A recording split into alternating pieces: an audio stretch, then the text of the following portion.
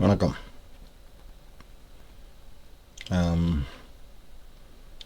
ரொம்ப ஃபேமஸாக பேசிக்கிட்டு இருக்காங்க எல்லாரும். வேர்ல்டு வார் 3 வரப்போகுது, வேர்ல்டு வார் 3 வரப்போகுது அப்படின்னு. அது வருமா வராதா அப்படிங்கிறதையும் புதுசாக அமெரிக்கா ஒரு பாலிசி எடுத்திருக்காங்க அப்படின்னு எல்லாரும் சொல்லிக்கிறாங்க. பட் அது உண்மை இல்லை. அதை பற்றியும் பேச போகிறோம்.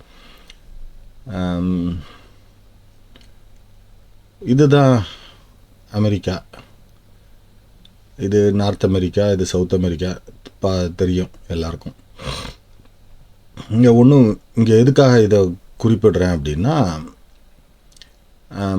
எப்போவுமே ஒரு பவர்ஃபுல் நாடு வந்து பக்கத்தில் இருக்க நாடு வளர்ந்துடக்கூடாது அப்படிங்கிறத ரொம்ப தெளிவாக இருக்கும். அதாவது சுற்றி இருக்கிற நாடு அத்தனையும் நமக்கு ரொம்ப ஃப்ரெண்ட்லி கண்ட்ரியாக இருக்கணும்.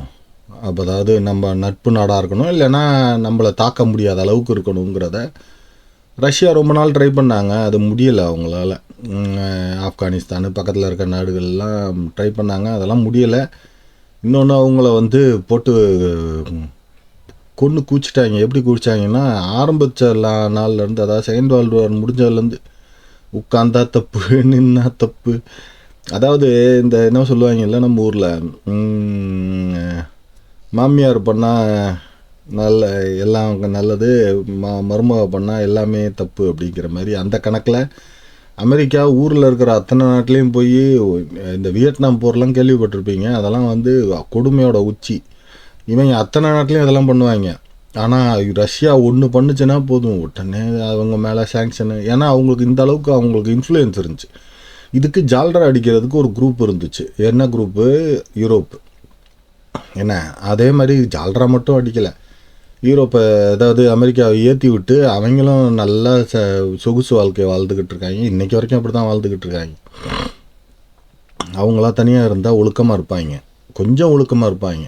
அந்த புத்தி வந்து மாறாது. ஆனால் இப்போ என்னென்னா பார்த்தீங்கன்னா, சுற்றி இருக்கிற நாடு எதையாவது பார்த்தீங்கன்னா எதுக்குமே வந்து, அதாவது அமெரிக்காவுக்கு பக்கத்தில் கூட வர முடியாத அளவுக்கு தான் அவங்கெல்லாம் இருப்பாங்க. அதாவது பொருளாதாரத்துலேயும் சரி, எதுவாக இருந்தாலும் சரி, மிலிட்ரியாக இருந்தாலும் சரி.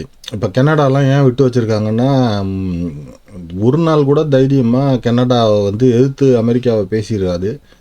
அதே மாதிரி அமெரிக்கா எங்கே மிலிட்ரி அனுப்ப சொல்லுதோ அங்கெல்லாம் அனுப்புவாங்க. அதாவது ஏறக்குறையாத அமெரிக்கா மாதிரி தான் இருக்கும். அது இந்த ட்ரம்ப் சொன்னார்ல, எங்களுடைய அடுத்த ஸ்டேட்டாக சேர்த்துக்க போகிறோம் அப்படின்னு. அது மாதிரி தான், அந்த கணக்கில் தான். இந்த பக்கம் இருக்கிற முக்கால்வாசி நாடுகள் வந்து பார்த்திங்கன்னா, இந்த கியூபாலாம் அடித்து ஒழிச்சிட்டாங்க. இப்போ கியூபாலாம் சாப்பிட்றதுக்கே சாப்பாடு இல்லை. மற்றபடி எல்லா நாடுகளும் பார்த்திங்கன்னா வளரணும் அப்படின்னு நினச்சா அதுக்குள்ளே ஒரு 10-15 கேங்கை வச்சுருப்பாங்க. பொருளை எப்போ பார்த்தாலும் டெரரிசத்தை இது பண்ணுவாங்க. அமைதியாக வாழ்கிறதுனா வாழணும். கொஞ்சம் ஏதாவது முன்னேற மாதிரி இருந்துச்சுன்னா உடனே அமெரிக்கா உள்ளே புகுந்து நீங்கள் அந்த தப்பு பண்ணுறீங்க, இந்த தப்பு பண்ணுறீங்கன்னு.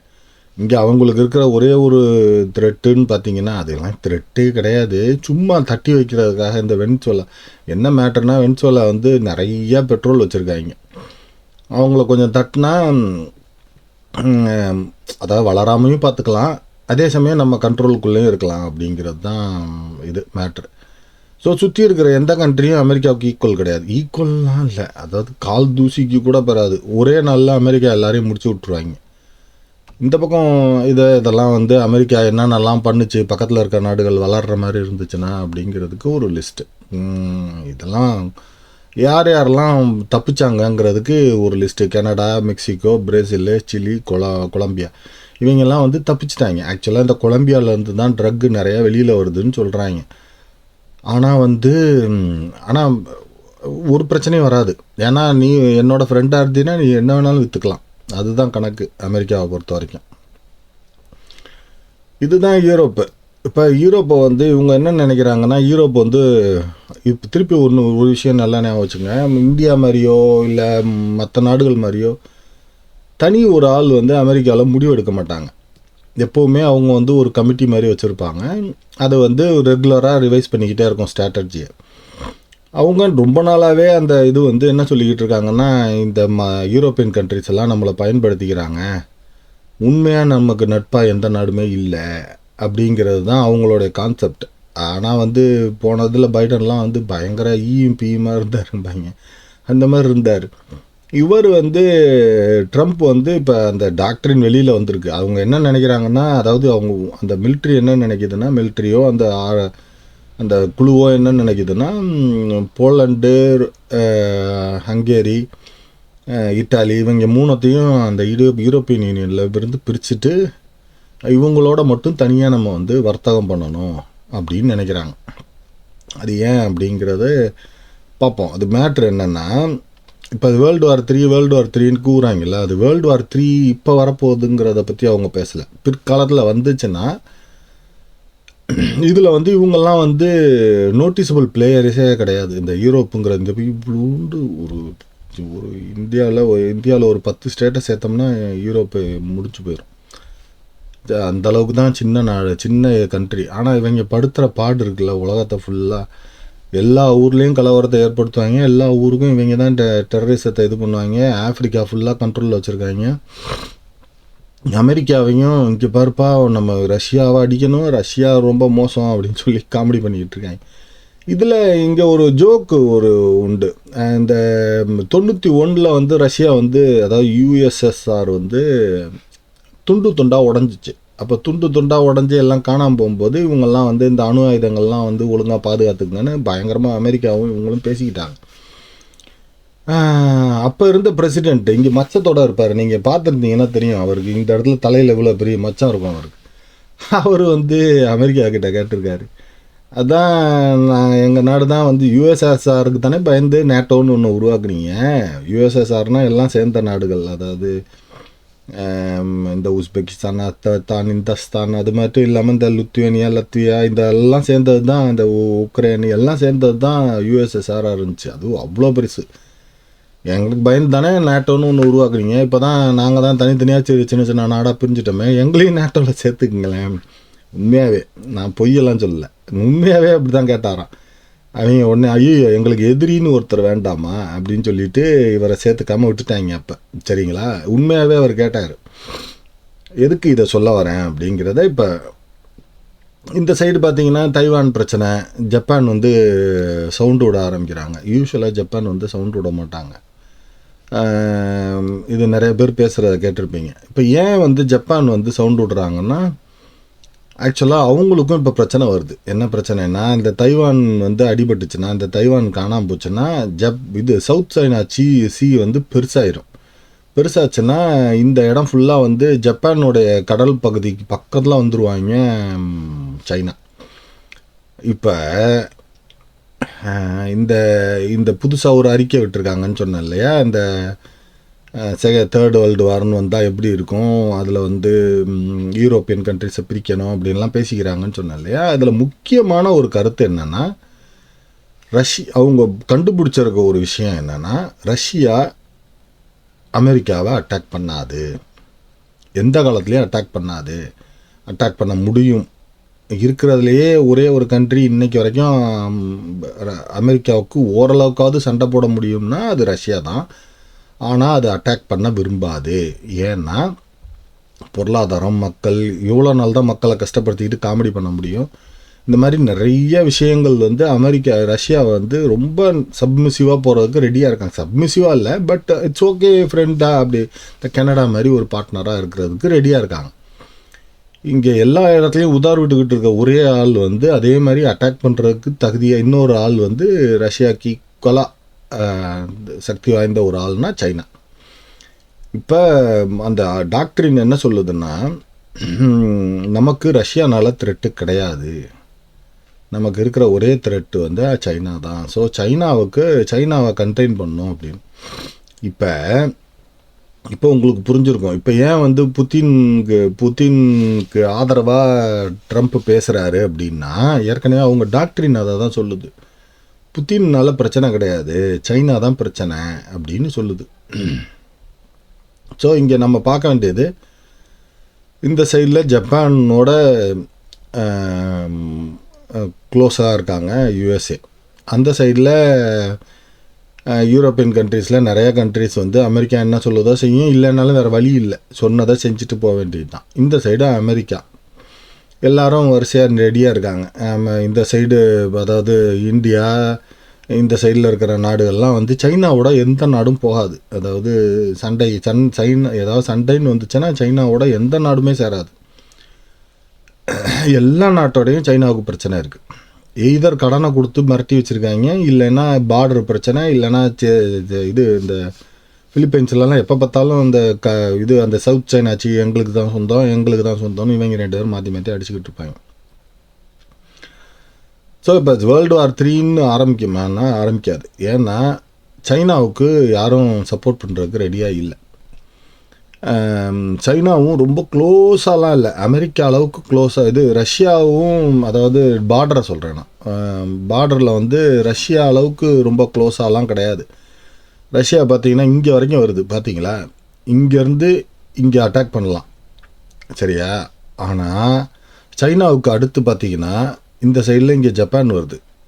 ஜப்பான் மட்டும் இல்லை, இங்கே வந்து நிறைய தீவுகள் இருக்குது. இந்த சின்ன சின்ன தீவு இதெல்லாம் மேப்பில் இருக்காது. எல்லாம் மேப்பில், அதாவது இவங்க என்ன பண்ணியிருக்காங்கன்னா இந்த ஏரியாவுக்கும் இவங்களுக்கும் ஒரு நிறையா, அதாவது படிநிலைகளை க்ரியேட் பண்ணி வச்சுருக்காங்க அமெரிக்கா வந்து எப்பவும் ஓகே ஏதோ ஒன்று யாரோ ஒருத்தர் வல்லரசுன்னு வச்சுக்கணும் இல்லையா, அதனால் இப்போ இன்றைக்கி வரைக்கும் அவங்க தான் வல்லரசு. ஸோ இந்த இதில் வந்து சைனா வந்து அவ்வளோ சீக்கிரமாலாம் அங்கேருந்து ஏதாவது ஒன்றத்தை இங்கே அமெரிக்கா மேலே வீசிடலாம் அப்படின்னு நினைக்கலாம் முடியாது. பக்கத்தில் இருக்கிற அத்தனை கண்ட்ரீஸும் சைனாவுக்கு எதிர், சரிங்களா? இந்த பாகிஸ்தானை தொத்திக்கிட்டு இருக்காங்களே அப்படின்னா, அது பாகிஸ்தானை ஏன் தொத்திக்கிட்டு இருக்காங்கன்னா, இல்லைன்னா அவங்க வந்து சைனாவோட சேர்ந்துட்டு காமெடி பண்ண ஆரம்பிச்சிருவாங்கிறதுனால பாகிஸ்தானை கைக்குள்ளே வச்சுக்கிட்டு கொஞ்சம் கொஞ்சம் எப்படியும் முன்னேற மாட்டாங்கன்னு நல்லா தெரியும் அவங்களுக்கு. அதனால் என்ன தான் காசு கொடுத்தாலும் நீ அதை செலவழிச்சிட்டு காணாமல் போயிடுவியே தவிர நீ வந்து அதை வச்சு உபயோகமாக எதுவும் பண்ண போகிறது இல்லைங்கிறது யூஎஸ்க்கு நல்லா தெரியும்.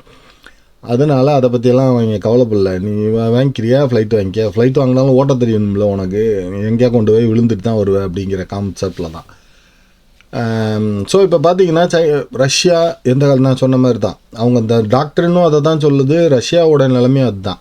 ரஷ்யா வந்து ஓகே ஒரு டீசென்ட் ஃப்ரெண்ட்ஷிப்பை மெயின்டைன் பண்ணிக்கணும்னு தான் யூஎஸோட நினைக்கிது. ஏன்னா அவங்களுக்கு அவ்வளோ சாங்ஷன்ஸ் இருக்குது.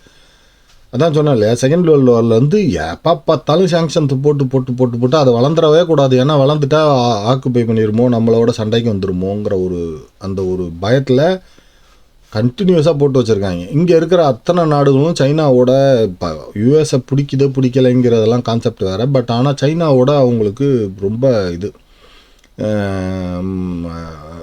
பிரச்சனை. அதனால் அவங்க வந்து சைனாவோட போக மாட்டாங்க, எல்லோரும் யூஎஸோட தான் போவாங்க. ஸோ இப்போ வேர்ல்டு வாரோ ஏதோ ஒன்று வந்துச்சுன்னா வர்றதுக்கு ஒரே ஒரு ஆப்ஷன் வந்து சைனாவும் யூஎஸும் தான். ஜப்பான் வந்து இந்த இடத்துல நாங்கள் ரெடி அப்படின்னு சொல்லி சிக்னல் கொடுத்துட்டாங்க. ஸோ அதனால் அதாவது தைவான் அட்டாக் பண்ணால் நாங்கள் உள்ளே வருவோம் அப்படிங்கிறத வெளிப்படையாகவே சொல்லிட்டாங்க. ஸோ இந்த வேர்ல்டு வார் 3ன்னு வராது. அவர் என்ன சொல்கிறாருன்னா, வேர்ல்டு வார் 3 டாக்டரின்னு ஒன்று வச்சுருக்காங்க இல்லையா, வேர்ல்டு வார் 3ன்னா யாருக்கு வரும்னு, அதுக்கு இப்போவே செட்டில் ஆகுங்கடாங்கிறது தான் இவங்களுடைய ஸ்டார்டிங். இப்போவே ஸ்டார்ட் பண்ணுறாங்க. அவங்க வந்து எதெல்லாம் நம்மளோட அலைன் பண்ணிக்கலாம், எதெல்லாம் நம்ம க்ளோஸாக வச்சுக்கலாம், யாரெல்லாம் நம்மளை அட்டாக் பண்ண, ஏற்கனவே வந்து பல தடவை சொல்லிக்கிட்டு இருக்காங்க. இந்த டாக்டரின் பேசும்போதே பல பெரிய மிலிட்ரி அனலிஸ்ட்லாம் சொல்லிட்டாங்க, நீங்கள் ரஷ்யாவை ரொம்ப அடித்து சைனா பக்கம் தள்ளி விடுறீங்க. அவங்களே சும்மா தான் இருக்காங்க. ரஷ்யா வந்து நார்மலாக இருக்கிறதுக்கு ட்ரை பண்ணுறாங்க. ஆனால் உங்களுடைய முட்டாள்தனம், அதாவது யூஎஸோடைய அதாவது லீடர்ஸோடைய முட்டாள்தனத்தில் இதோட நீங்கள் வந்து ரஷ்யாவை வந்து புஷ் பண்ணி சைனாவோட ஃப்ரெண்ட்ஷிப் இப்போ ஆக்கி வச்சுருக்காங்க. அப்படி தான் ஆக்கி வச்சுருக்காங்க, ஞாபகம் வச்சுங்க. அதாவது இந்த உக்ரைன் வாரில் உக்ரைனுக்கு, அதாவது நாங்கள் நேட்டோவில் சேர்ப்போம் அப்படி இப்படின்னு சொல்லி வேணும்னே உசுப்பேத்தி ரஷ்யா வந்து சண்டைக்கு போக, இப்போ ரஷ்யாவுக்கு ஹெல்ப் பண்ணுறதுக்கு யாரும் இல்லாத சூழ்நிலையில் அப்போ சைனா தான் வந்து ஹெல்ப் பண்ண ஆரம்பிச்சிச்சு. இப்போ நார்த் கொரியா ஹெல்ப் பண்ண ஆரம்பிச்சிருக்கு. நல்லா இப்போ உங்களுக்கு புரிஞ்சுருக்கும்னு நினைக்கிறேன். இப்போ அதை தான் அவங்க வந்து ரிவர்ஸ் பண்ணுறதுக்கு ட்ரை பண்ணுறாங்க. இது வந்து எல்லாரும் பேசுகிற மாதிரி ட்ரம்ப் ஒருத்தர் முடிவு எடுக்கிறாரு அப்படின்லாம் நினைக்கக்கூடாது. உண்மை என்னென்னா அந்த டாக்டரினே அதை தான் சொல்லுது, ரஷ்யாவை பிடிச்சி தள்ளாதீங்க சைனா பக்கத்தில், அவங்க நம்மளோட இருக்கிறதுக்கு ரெடியாக இருக்காங்கங்கிறது தான் கான்செப்ட். ஸோ இப்போவே உங்களுக்கு தெரிஞ்சிருக்கும், குத்துமிப்பா தேர்ட் வேர்ல்டெல்லாம் வராது. மிஞ்சி போனால் ரஷ்யா யூஎஸ் வந்து இன்னும் 2 சண்டை போடும். என்னென்னா இந்த வெனிசுலாவோடலாம் சண்டை போடாது. ஏன்னா அந்த நாடு ஏற்கனவே தத்தளிச்சுக்கிட்டு இருக்கு. அதை போய் அடித்து இவங்க என்ன பண்ண போகிறாங்க? அந்த லீடரு அவர் சப்மிசிவாக போகிறதுக்கு ரெடியாக இருக்கார். அவர் வந்து சிக்னல்லாம் கொடுத்துட்டாரு, நாங்கள்லாம் ஒன்றா போகலாங்க அப்படிங்கிற மாதிரி சிக்னல்லாம் கொடுத்துட்டாரு. ஸோ அதனால் அந்த வாரக்குமே நடக்குமான்னு தெரில. இப்போ ஜப்பான் வந்து கையை ஓங்குறது பார்த்திங்கன்னா இப்போ சைனாவுக்கு பயம் வந்துடும். ஸோ சைனா வந்து இந்த காமெடியெல்லாம் இப்போ பண்ணாது. ஏன் சைனா வாருக்கு போகாதுங்கிறது ஒரு கான்செப்ட் சொல்கிறேன், கேட்டுங்க. சைனாவில் ஒரு சின்ன வார் வந்துச்சுனாலும், ஒரு 15 நாள் வார் வந்துச்சுனாலும் மக்கள் வந்து ஏற்கனவே வந்து அங்கே உள்ள அவ்வளோ கொந்தளிப்பில் இருக்காங்க. எப்போவுமே ஒன்று தெரிஞ்சுங்க, சோறு இருக்கோ இல்லையோ சுதந்திரம்னு ஒன்று வேணும். என்ன, அங்கே வந்து எல்லாமே மானிட்டர்ட். அதாவது நீங்கள் உச்சா போகிறதுலேருந்து எல்லாமே மானிட்டர்ட். அதாவது நீங்கள் சோஷியல் வெப்சைட்டை யூஸ் பண்ணுறீங்க, நீங்கள் அதை பண்ணுறீங்க, இதை பண்ணுறீங்க, எல்லாமே. அதாவது லோனு கூட உங்களுக்கு வந்து நீங்கள் கவர்மெண்ட்டுக்கு எதிராக ஒரு சின்ன, அதாவது ஆதரவாக தான் பேசியிருக்கணும், எதிராகலாம் பேசியிருக்கணும். நியூட்ரலாக கூட இருக்கிறதுக்கெலாம் உங்களுக்கு தகுதியாக கிடையாது. கவர்மெண்ட்டுக்கு ஆதரவாக தான் பேசணும். இந்த அளவுக்கு சுதந்திரங்கிறது அங்கே கிடையாமல் இருக்குது, அங்கே இல்லாமல் இருக்குது. ரஷ்யா சொல்லுவாங்க, அதெல்லாம் ரஷ்யாவெல்லாம் தாண்டி சைனா வந்து பல மடங்கு மக்களை அமுக்கி வச்சுருக்கு. 10 நாள் சண்டை போட்டாங்கன்னா சைனா ஒரு நாளில் முடிக்கணும், இல்லைனா ஒரு வாரம், மேக்ஸிமம் ஒரு வாரத்தில் முடிக்கணும். வேகமாக போகணும், அட்டாக் பண்ணணும், கைப்பற்றிட்டு பிடிச்சிக்கிட்டு விடணும். அது கஷ்டம். அதுக்குள்ளே முடிக்கலைன்னா இந்த வாரோட எஃபெக்ட் எக்கனாமியை அடிச்சிச்சுன்னா சைனா வந்து தள்ளாடி போயிடும். அதாவது உள்ளே இருக்கிற எல்லாம் உடஞ்சி போயிடும். திபெத்து உடஞ்சி தனி நாடாதுங்கிறதெல்லாம் இல்லை, ஆனால் இருக்கிற சின்ன சின்ன ஸ்டேட் எல்லாமே சண்டை போட ஆரம்பிச்சிடும். மக்கள்லாம் வந்து போராட ஆரம்பிச்சிருவாங்க. அவங்கெல்லாம் போராடுறதுக்கு காரணம் இல்லாமல் உட்காந்துக்கிட்டு இருக்காங்க. காரணம் இல்லாமலாம் இல்லை, ஏற்கனவே அவங்க ஃபினான்ஷியல் ரெஸ்ட்ரெயின்லாம் இருக்குது, ரொம்ப இதில் தான், கடியில் தான் இருக்காங்க. அதனால் சைனாலாம் தைரியமாக தைவானை அட்டாக் பண்ணாது. அதாவது எப்போ அட்டாக் பண்ணோம்னா 3 நாளில், ஒரு வாரத்துக்குள்ளே மேக்ஸிமம் பிடிச்சி முடிச்சிடலாம். இந்த சதாம் ஹுசேன் ஈராக்கை பிடிச்சார் இல்லையா, அது மாதிரி முடிக்கிறது. சாரி, ஈராக் வந்து யூஏயை பிடிச்சிச்சு இல்லையா, துபாயை பிடிச்சிச்சு இல்லையா, குவைத்தை பிடிச்சிச்சு இல்லையா, அது மாதிரி முடிக்கிறதா இருந்தால், அதை ஒரு 3 மணி நேரம் ஒரு வாரத்துக்குள்ளே முடிக்கிறதா இருந்தால் மட்டும்தான் அவர் ஏதாவது பண்ணுவாங்களே தவிர சைனா வந்து இல்லைன்னா எதுவும் பண்ண மாட்டாங்க. ஸோ அது மாதிரி அதை மட்டும் மறந்துடாதீங்க. ஸோ 3rd வேர்ல்டு வார்லாம் வராது, நிம்மதியாக இருங்க. அதுக்காக வார்லாம் நிற்காது. ஏன்னா வார் தான் எக்கனாமி. உலகத்தில் பாதி நாடுகளுக்கு ஆயுதங்கள் தான் வந்து சோறே போடுது, அதில் முக்கியமாக அமெரிக்காவுக்கு. ஸோ அதனால் வார் அங்கங்கே நடந்துக்கிட்டு இருக்கும். இப்போ என்ன ஒன்று கிளியர் பண்ணுவாங்கன்னா, இந்த பெட்ரோலோடைய விலையை மட்டும் குறைப்பாங்க. ஏன்னா நிறையா நாடுகளோட விலைவாசி ஏறி போச்சு. யூரோப்லாம் அநியாய விலைவாசி. ஸோ அதை மட்டும் கண்ட்ரோல் பண்ணுவாங்க. மற்றபடி அதுக்காக தான் இந்த வாரம் நிறுத்தணும்னு ட்ரை பண்ணுறாங்க, அதாவது உக்ரைன் ரஷ்யா வாரம். மற்றபடி வேறு ஒன்றும் இல்லை. ஸோ வேர்ல்டு வார்லாம் வாய்ப்புகள் ரொம்ப கம்மி. அன்லஸ் அதர்வைஸ் ஏதாவது பெருசாக ப்ராப்ளம் வந்துச்சுன்னா அதெல்லாம் வராது இப்போதைக்கு. இதுதான் இந்த பதிவு. நன்றி, வணக்கம்.